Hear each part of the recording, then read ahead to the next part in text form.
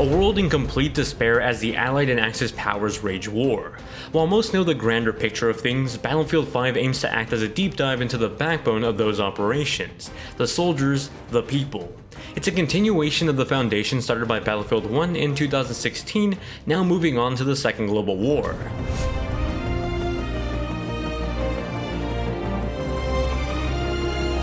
The war stories format that was established in Battlefield 1 returns once again for a dive into the lesser known conflicts of World War II. Where the Call of Duty series focused on historic battles such as D-Day and the Battle of Bulge, Battlefield takes a different approach without abandoning the horrors of the war. Instead, it tries to pay a tribute to the people behind the war, those that had to face it head on. In an almost ironic fashion though, it focuses on the individuals and not so much on the battlefield. It can be a bit jarring and counterintuitive to what has made the series stand out so far. The prologue, for example, gives you a taste of the nature of the war, operating tanks, flying in planes, sniping from afar, or just running and gunning. All of this was part of the war. The approach the campaign takes is having you play as a soldier that, while does feel like an integral part to the mission, doesn't feel so much like they're a part of a team or the battlefield. Take for example the Norway vignette that drops you into a German-occupied Norway. You play as a young woman that stealthily takes out soldiers at a Far Cry-like linear outpost. It almost feels taboo-like to the gameplay Battlefield is known for. Thankfully, it does open up later on in the mission, letting you choose your own approach to the objective. However, this mission that at times has you literally skiing across the snowy tundra avoiding soldiers was the lowest point of the campaign for me. The second vignette, titled Under No Flag, takes place in 1942 Northern Africa, where you play as a soldier in the Special Boat Service. Ironically, there isn't a ton of boat action in this mission, but you do get the chance to mess around with other vehicles. It feels like a much more open version of the first mission I mentioned earlier, still having those elements of stealth and Far Cry-like outpost gameplay, but from a much less linear perspective. The final mission was my personal favorite, and that follows Operation Dragoon in France. While this mission had you mostly on foot, it found a great mix of storytelling and true Battlefield gameplay. Despite being on foot, you feel like you're part of an actual squad on a larger scale scenic view of the battlefield. You're still given that individualistic perspective of the war, but don't feel like you're separated from it, but rather a part of it. It's all accompanied by a narrative vignette that deals with the tragic realism of the war, dealing with shades of racism and anguish. In the future, a free war story will be added to the campaign that's called The Last Tiger, that's from the perspective of Germany. There's also a co-op mode that's coming next spring that lets squads of 3 take on missions. While all that sounds exciting, it's not here at launch and leaves the rest of the campaign clocking in at about 6 hours, with really only 60% of that having my attention. As far as replay value goes, there's collectibles scattered throughout every mission set as alternate objectives. Personally, I was really only invested in about 60% of the main campaign objectives, so I wasn't really too drawn by the side missions either. In the end, I would have liked to see more of the campaign take the approach of the France mission. Give me an individual perspective and story while still keeping the Battlefield scenes and squad-based gameplay intact.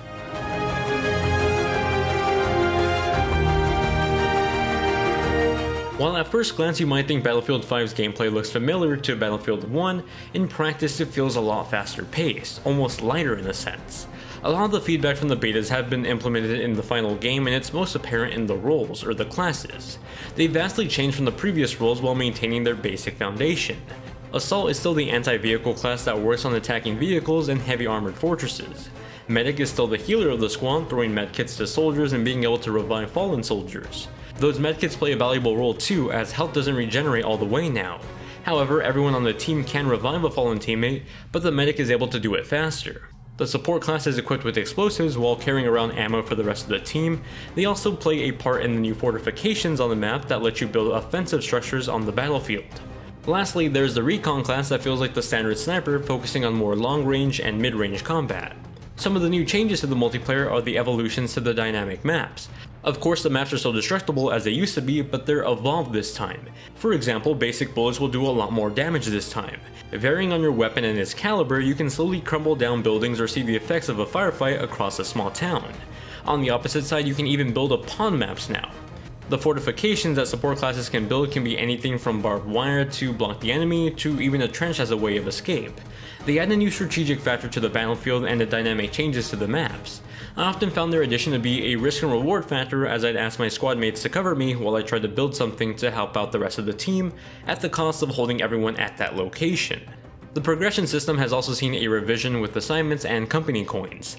Assignments act as challenges that can be performed on different multiplayer game modes, and completing them earns you company coins. You can think of these as currency to upgrade your company. This is also the general rank system, but just about everything else in the game has its own ranking system too. Individual classes, for example, can be ranked for playing your role and then unlocking new weapons, equipment, or even more combat roles.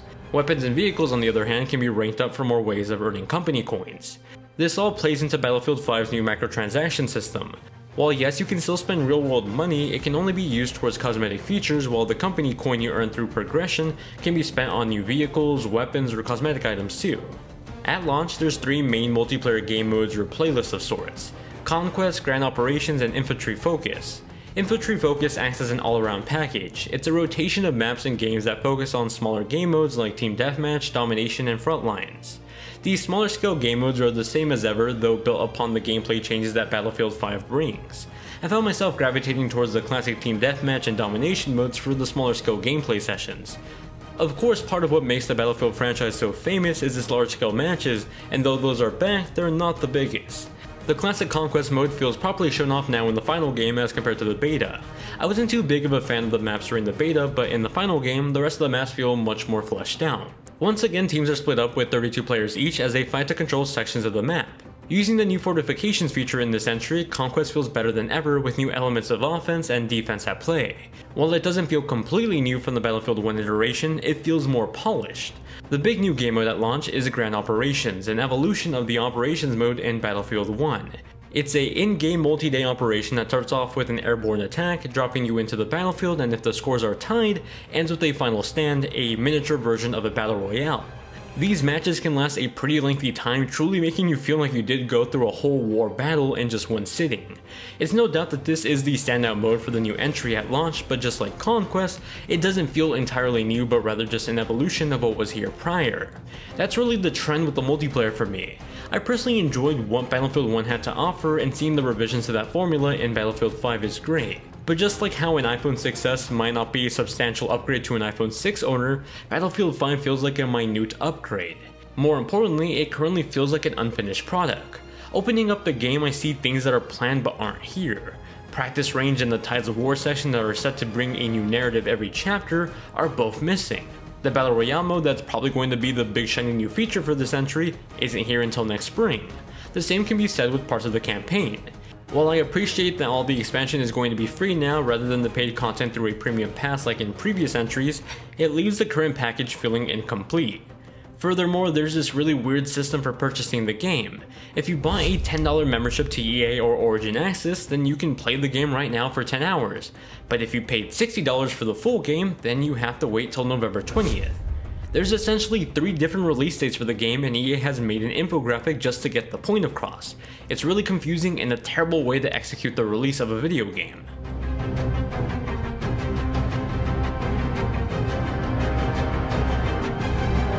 The Frostbite engine truly shines with this iteration of the Battlefield series, but with it comes the aging of the baseline consoles. If you're running on a PC or an enhanced console like the Xbox One X or PS4 Pro, visual performance is much better with higher quality looking textures and shadows. The world looks beautiful despite the destruction raining upon it. All the post effects in combination with the dynamic weather look stunning. With that said, performance issues arise pretty much on every platform.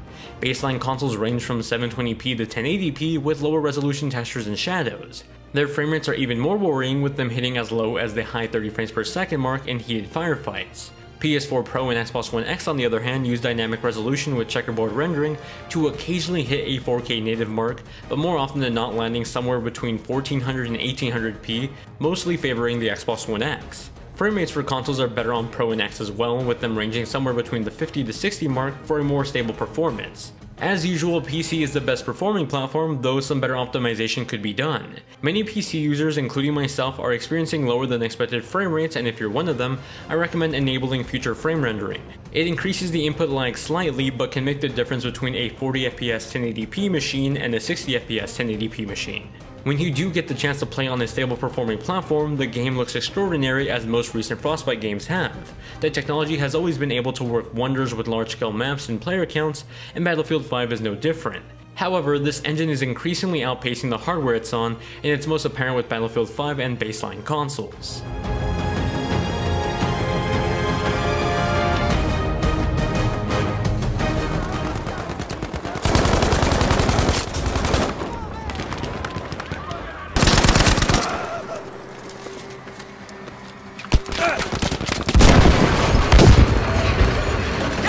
Cheeky!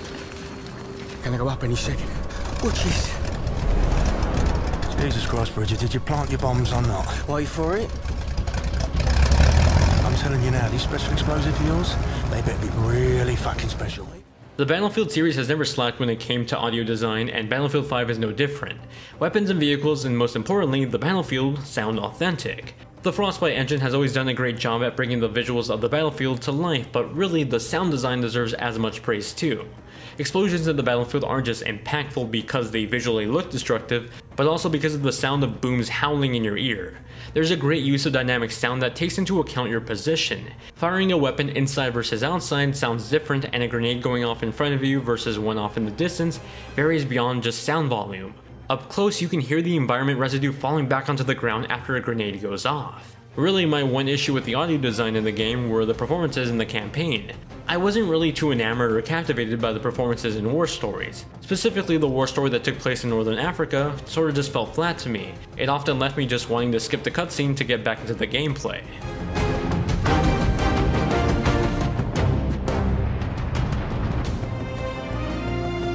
When writing my thoughts down for Battlefield 5, I feel very conflicted about which score to give it.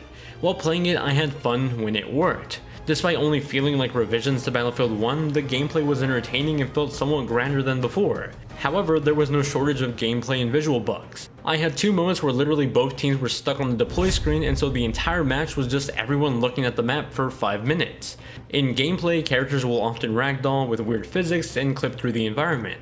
A lot of the game at launch is also missing, with promises that hey, it'll be free but you'll have to wait until next month or next year. It ends up making this game feel like it was rushed out when it shouldn't have been. Had this launched with all the content that was originally advertised at the announcement, like the big Battle Royale mode that we have yet to even see at launch, then this would have felt like a more substantial entry to the series. Right now at launch, I just feel like I'm playing a slightly buggy version of Battlefield 1.5 with the promise that the rest of the game will be coming in the future without actually having to see it for myself yet. What's even worse is for those of you that paid $60 for this game, you don't even get a chance to play it yet. You have to wait until November 20th. Those of you that paid $10 for a month of Origin or EA Access can play it right now for 10 hours. None of that makes sense. In the end, I give Battlefield 5 a 7.5 out of 10, and with that I say either hold off on getting the game until the rest of it comes out, or if you so desperately want to try it right now, just spend the $10 it takes to get Origin or EA Access and play it for 10 hours. You should know by then how you feel about the package as a whole right now, and you can determine then if you want to buy it or not. Thank you all very much for watching my review. If you found it useful, then please consider giving it a thumbs up, sharing it, and subscribing for more videos just like this. You can also find my Twitter, Instagram, and Discord in the description down below. I hope you all have a great day, and keep on gaming.